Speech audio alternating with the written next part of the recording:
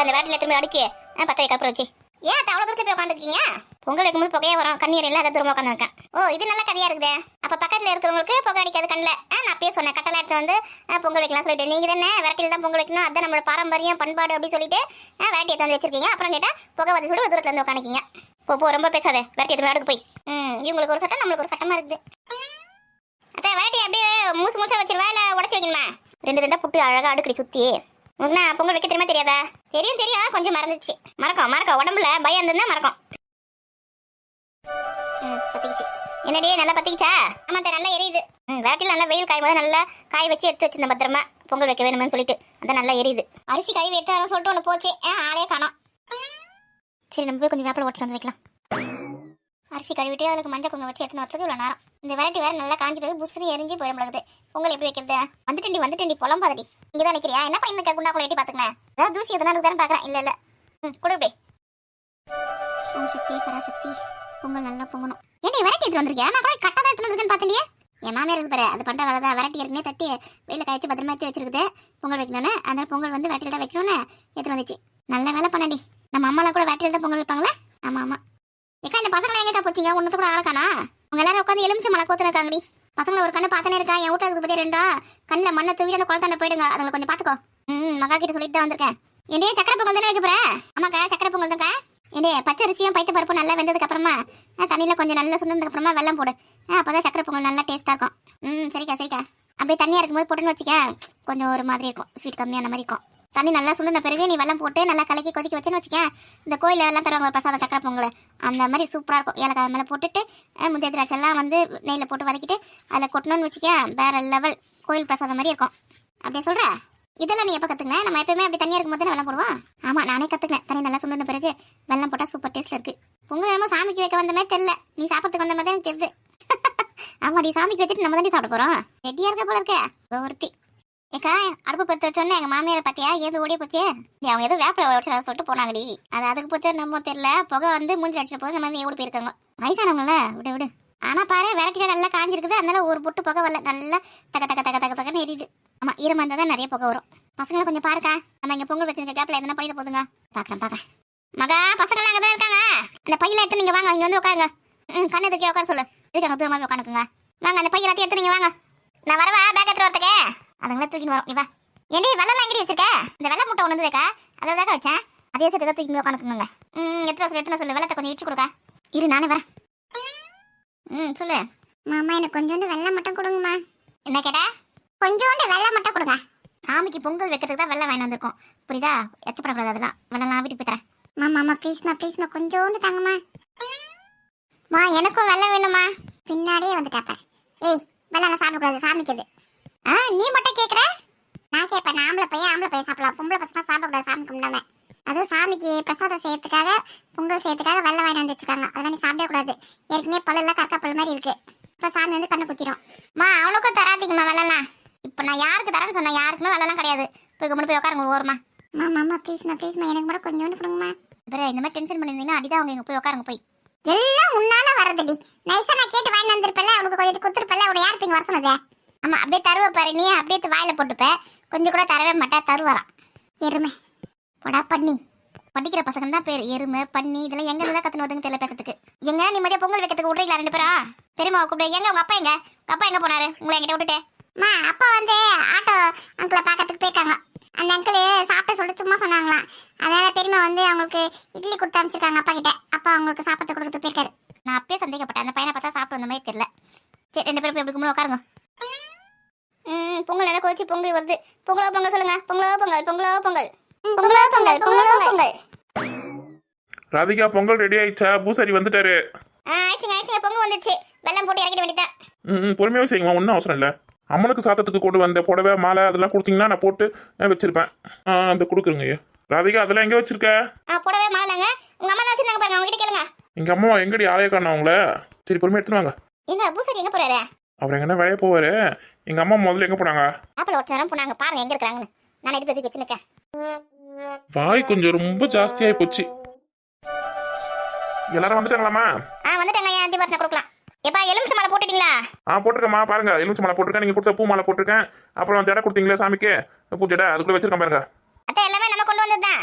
சரி சரி ஏற்கனவே இருந்துச்சுன்னு பார்த்தேன். இல்லம்மா எல்லாம் நீங்க வாங்கி வந்து கொடுத்தீங்களா அதான் போட்டுருக்க சாமிக்கு. புடவை கூட நீங்க எடுத்து வந்து கொடுத்தீங்க பாத்தீங்களா அந்த புடவை தான் சாமி கட்டியிருக்கேன் நல்லா பாத்துக்கோங்க.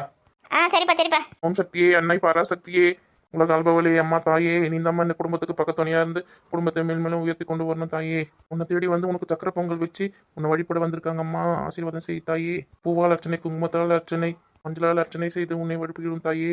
உங்களோட குழந்தைங்க இன்னும் இல்லாம ஆரோக்கியமா இருக்கணும் தாயே. செய்யும் தொழில் சிறக்கணும் தாயே. குழந்தைங்க நல்லா படிக்கணும் நல்லா அறிவுள்ள பிள்ளைங்களா இருக்கணும் தாயே.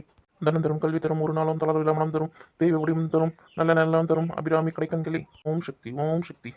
எல்லாரும் கற்பூரம் தொட்டு வச்சுக்கோங்கம்மா. வச்சுட்டு கோயில் சுத்திட்டு வந்து பொங்கல் வாங்கிக்கோங்க. அர்ச்சனை தொட்டு வாங்கிக்கோங்க. பூசாரி ஐயா கோயில் எப்பயுமே திறந்துருக்குமா இல்ல டைமிங் தானா? இம்மா டைமிங் தாம்மா. காலையில் 5 மணிக்கு திறப்போம். அதோட மதியம் 12 மணி வரைக்கும் திறந்து வச்சிருப்போம். அதுக்கப்புறமா சாயங்காலம் 4 மணிக்கு திறப்போம். அதுக்கப்புறமா நைட் 8 மணிக்கெல்லாம் முடிடுவோமா. நீங்கள் கோயிலுக்கு வர மாதிரி அந்த டைமிங் வாங்க. மதியத்தில் வந்து கோயில் க்ளோஸ் பண்ணிடுவோம். நீங்கள் அதை பூஜை செய்யணும் அபிஷேகம் செய்யணும் முன்னாடியே புக் பண்ணிக்கணும். ஃபோன் நம்பர் இருக்குல்ல முன்னாடியே சொல்லிட்டீங்கன்னா நான் வந்து சொல்லிடுவேன் வேற யாராவது பூஜை பண்ணுறாங்களா இல்லையா அப்படி சொல்லிட்டு. சரிங்க சரிங்க. குலதெய்வம் கோயிலுக்கு வருஷத்துக்கு ஒரு தடவை தான் வரோம். வருஷத்தோட வருஷம் அதான் சரியா தெரியல கோயில் எப்போ திறந்து வச்சிருப்பாங்க. ஏமா 3 மாதத்துக்கு ஒரு வாட்டியாவது குலதெய்வத்தை வந்து பார்க்கணுமா. குலதெய்வன்றது யாரு? நம்மளோட பரம்பரையில் முன்னாடி வாழ்ந்த பெரியவங்க தான் அவங்களாம். தாத்தா பாட்டி அந்த எத்தனை பரம்பரையாக வாழ்ந்துருப்பாங்க அவங்க தான் நீங்களாம் வருவீங்க உங்களாம் பார்க்கணும்னு சொல்லிட்டு குலதெய்வமாக உட்காந்து காத்துருக்காங்க. அதனால 3 மாதத்துக்கு ஒரு வாட்டியாவது இல்லை 6 மாதத்துக்கு ஒரு வாட்டியாவது வந்து பார்த்து அவங்க கிட்ட ஆசீர்வாதம் வாங்கி போங்கம்மா. உங்கள் குடும்பம் நல்லா இருக்கும். வரணும் சாமி எங்க வருஷத்துக்கு ஒரு வாட்டி வரதே கஷ்டமா இருக்கு. நீங்களே எப்படி சொல்றீங்கன்னா அப்போ உங்கள் பசங்களோடலாம் பார்த்துக்குங்க.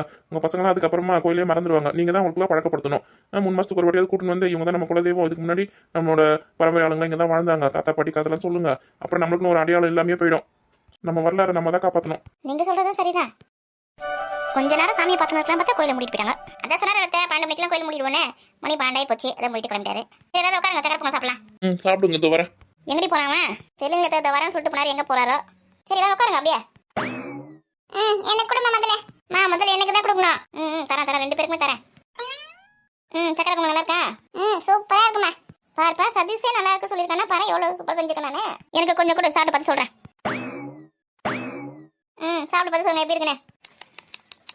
நல்லா சூப்பரா செஞ்சிருக்க. அப்போ வந்து மாமியாரை பார்த்தா பயம் இல்லை சாமியை பார்த்தா தான் பயம் உனக்கு. சாமிக்கு தான் பயந்து பயபக்தியோட சக்கரை பொங்கல் நல்லா சூப்பரா செஞ்சிருக்க. மாமியாரை பார்த்தா பயம் இல்லைன்னு இல்லை இருக்கு.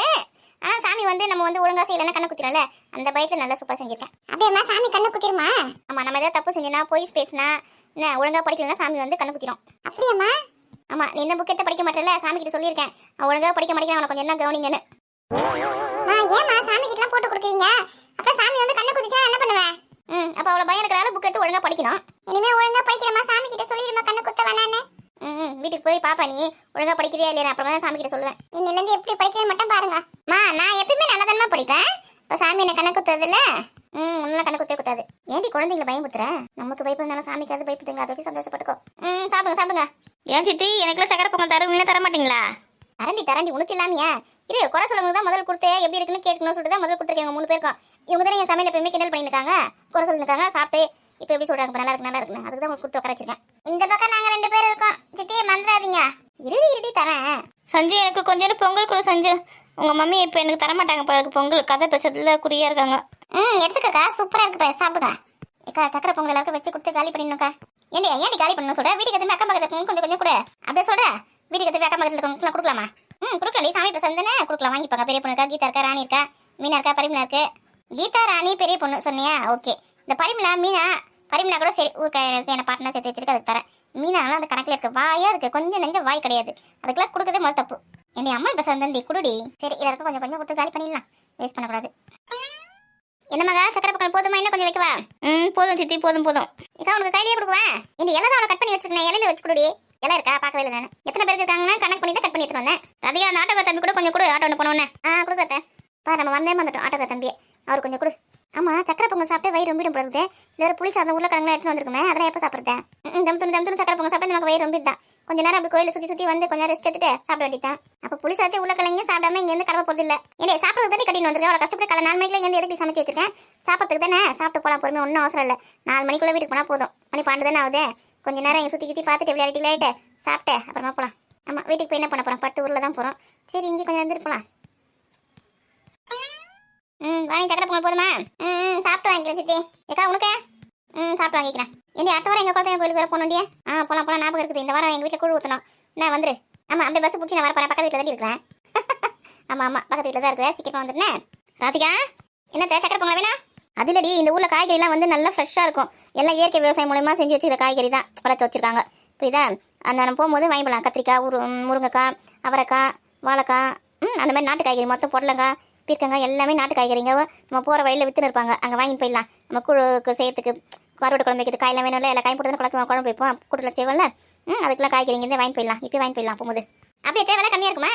விலை கம்மியாலாம் இருக்காது. இப்படிதான் மருந்து போடாத இயற்கை உரம் போட்ட காய்கறி தான் இந்த ஊரில். எல்லாமே அப்படியே வெண்ணெய் மாதிரி இருக்கும் சாப்பிட்றதுக்கு. விலை அதிகமாக இருந்தால் கூட என்ன நல்ல விலை அதிகமாக கொடுத்து வாங்குறது கஷ்டமாக இருக்குதா? அதுக்குள்ள விலை கம்மியாக இருக்குமான்னு பார்த்தேன். இங்கே தானே விவசாயம் பண்ணுறாங்க, அதனால் கம்மியாக தருவாங்களான்னு பார்த்தேன். இந்த விவசாயம் மட்டும் லாபத்தை பார்க்கவே கூடாதா? எல்லா இடத்துல விற்கிற விலை தான் இங்கேயும் விற்கும். ஆனால் பொருள் அவ்வளோ தரமாக இருக்கும். முருங்காய் போட்டனால வாசனை அவ்வளோ நல்லா இருக்கும் குழம்புல. தெரியுமா? நம்ம ஊர்லாம் வாங்குறோம் சந்தையில் எல்லாம் மருந்து போட்ட காய்கறி. எங்கன்னா போட்டால் வாசனை வருது, முருங்கால வாசனை வருது. ஏதாவது காய் போட்டால் நல்லா டேஸ்ட்டாக இருக்குதா? இங்கெல்லாம் எப்படி இருக்கும் வாங்கி நீ சமைச்சுப்பாரு. அதுக்கப்புறம் எப்போ இங்கே வருவோம், எப்போ இந்த காய்கறிலாம் வாங்குவோன்னு நான் இருப்பேன். அப்படியே சொல்கிறீங்க? இந்த ஊர் மண் அந்த மாதிரி மண், தண்ணி அந்த மாதிரி தண்ணி. அவ்வளோ டேஸ்ட்டாக காய்கறிங்க. கத்திரிக்காய்லாம் அவ்வளோ வெண்ணெய் மாதிரி இருக்குண்டி. வாங்கிக்கோ. கத்திரிக்காய் வந்து ஒரு 2 கிலோ கூட வாங்கிக்கோ. வச்சுருந்தா சீக்கிரமாக கெட்டு போகாது, நல்லா இருக்கும். அப்படியே ஃப்ரெஷ்ஷாக அவங்க தோட்டத்து பக்கத்துலேருந்து அறுத்து கொடுப்பாங்க. எங்கள் வீட்டுக்கு வாங்கிக்க வேண்டியது. அப்படியே ஒரு வாரத்துக்கு ஏதாவது வச்சு ஓட்டலாம். ஏக்கா இந்த மாமியார் கேள்வி அடிச்சு விட்டா இல்லை நிஜமாலுமே சொல்லுது அங்கே காய்கறிலாம் நல்லா இருக்கும் சொல்லிட்டேன். ஏன்டி ஆட்டோவில் வரும்போது பார்க்கல விவசாயம் பண்ணி இருந்தாங்கடி. பாவக்காய், வெண்டைக்காய், அப்புறம் வந்து கத்திரிக்காய் எல்லாமே அங்கே விவசாயம் செஞ்சுருந்தாங்க. பக்கத்துலேயே வித்துன்னு கூட இருந்தாங்கடி. ஒரு கொட்டை மாதிரி போட்டு நிறைய இடத்துல பார்க்கலையா நீ? பார்த்துருக்கேன். ஒருவேளை கத்திரிக்காய் கசக்கிச்சு என்ன பண்ணுறது? அதான் ஒரு பழமொழி ஒன்று சொல்லுவாங்க, கழுதிக்கு தெரியுமா கற்பூர வாசனைன்னு. அந்த பழமொழி உனக்காகவே எழுதிருப்பாங்கன்னு நினைக்கிறேன். இது எனக்காகவே எழுதிருப்பாங்களா? ஆமாம். இந்த மாதிரி காய்கறிலாம் எங்கன்னா கிடைக்காதா சொல்லிட்டு பார்த்துருக்காங்க. பெரிய பெரிய விஐபிங்க, பெரிய பெரிய ஆக்டருங்க, பெரிய பெரிய ஆளுங்கள்லாம் வந்து அவங்க வீட்லேயே விவசாயம் பண்ணி இயற்கை உரத்தை போட்டு அவங்க வீட்டில் விளையிற காய்கறியை தான் சாப்பிட்றாங்க. நம்ம தான் வந்து கொழுப்பத்துன்னு போயிட்டு மருந்து போட்ட காய்கறிலாம் வாங்கி சாப்பிட்டுன்னு இருக்கோம். ஆனால் அவங்களுக்குலாம் உடம்பு மேலே அவங்களோட உடம்பு மேலே அக்கறை இருக்குது. அதனால வந்து இயற்கை விவசாயம் பண்ணி அவங்கவுங்க வீட்லேயே விளைய வச்சு சாப்பிட்றாங்க. நம்ம காசு கொடுத்து இதை வாங்கி சாப்பிடும் பாரு. அதான் நோயை வாங்கி சாப்பிட்ற மாதிரி அதெல்லாம். அப்போ நம்ம வீட்டை சுற்றி அவ்வளோ இடம் இருக்குது. நம்மளும் விவசாயம் பண்ணல, நம்மளும் காய்கறி தோட்டம்லாம் போடலாம்ல. போட உன்னை யார் வேணான்னு சொன்னது? அதுக்கான செடியில் எங்கே கிடைக்கும் தெரியல. அத்தை இந்த விவசாயம் பண்ணுறாங்களே இந்த கத்தி செடி, இந்த வெண்டை செடியெலாம் எங்கே கிடைக்கும்? அதெல்லாம் விதை போட்டு வளர்த்துக்கலாம். நாற்றை கிட்ட கூட தருவாங்க, கேட்டு பார்க்கலாம். சரி நம்ம வீட்டை சுற்றியாக தோட்டம் போட்டலாம். இந்த அம்மன் கோயிலுக்கு வந்த பிறகு தான் ராதிகாக்கு அந்த அம்மன் நல்ல புத்தி கொடுத்துருக்காங்க. வீட்டை சுற்றி செடி நட்டு இயற்கை விவசாயம் பண்ணி காய்கறிலாம் வளமா போன தோட்டத்தை ஆரம்பிக்கிறேன் இல்லையான்னு பாருங்க. நீங்கள் விவசாயம் பண்ண போறீங்களா? ஆமாம். நான் பிறக்கும் போது விவசாயி தான். எங்கள் அம்மா வீட்டில் விவசாயம் பண்ணியிருந்தாங்க. உங்கள் அப்பா எனக்கு கல்யாணம் பண்ணிங்கன்னா நீ விவசாயத்தில் மறந்துட்டேன். இப்போ திரும்பவும் விவசாயத்தை ஆரம்பிக்க போகிறேன்.